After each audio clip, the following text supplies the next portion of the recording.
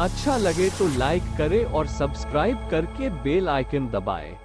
बाघ की चालाकी। एक जंगल में एक बेहद चालाक बाघ अकेला रहा करता था। हालांकि जंगल में और भी बहुत सारे जानवर रहते थे, परंतु वह बाघ अपने परिवार से बचपन में ही बिछड़ चुका था। इसलिए उसने अपना सारा जीवन अकेले ही संघर्ष के साथ इस घने से जंगल में गुजारा था। वह जंगल के प्रत्येक कोने कोने से वाकिफ था, अतः उसे इस जंगल में किसी भी चीज का भय नहीं रहा था। वो सारे जंगल में अकेले घूमता और जब जरूरत पड़ती अपने खाने की व्यवस्था कर ही लेता। कहते हैं ना कि पारिवारिक व्यक्ति की घर की जिम्मेदारी ही उसी की जिंदगी से उस गुमराह कर देती है, क्योंकि वो हर वक्त अपने परिवार के सदस्यों के बारे में ही सोचता है।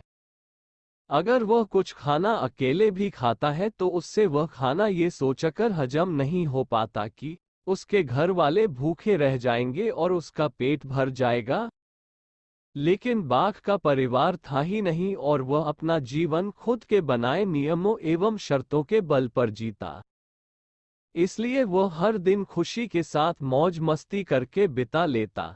वो बड़े से बड़े जानवर के साथ चालाकी से खिलवाड़ कर देता।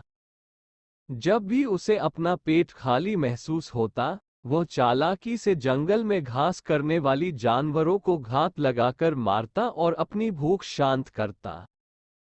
कई बार तो किसी जानवर को उसके साथियों के सामने ही मार डालता और शिकार को दूर ले जाकर वहां अपना पेट भरता।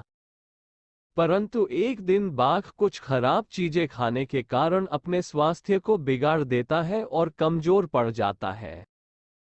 परंतु फिर भी वह जीने की बहुत उम्मीद रखता है। तबीयत बिगड़ने के दौरान वह एक पेड़ के नीचे कई दिनों से झाड़ियों में ही बैठा रहता है।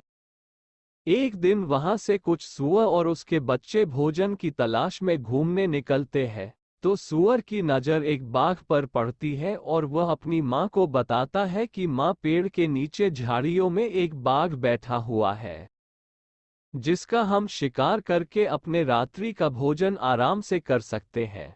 बच्चा अपनी मां से यह बात बोलता है, पर तेज तर्रार कानों की बदौलत बाघ ये बात सुन लेता है और एक मृत बाघ की भांति नखरे करते हुए कुछ क्षणों के लिए अपनी सांस रोक कर सो जाता है।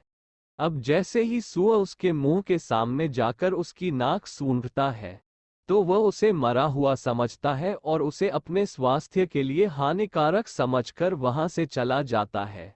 सीख इस प्रकार एक बाघ अपनी चालाकी के कारण सूअरों के मुंह से बच पाता है। हमें भी हमेशा मुश्किल वक्त पर अपनी बुद्धि का सही प्रयोग कर ऐसे निर्णय लेने चाहिए जिससे हम खुद की सुरक्षा कर सके।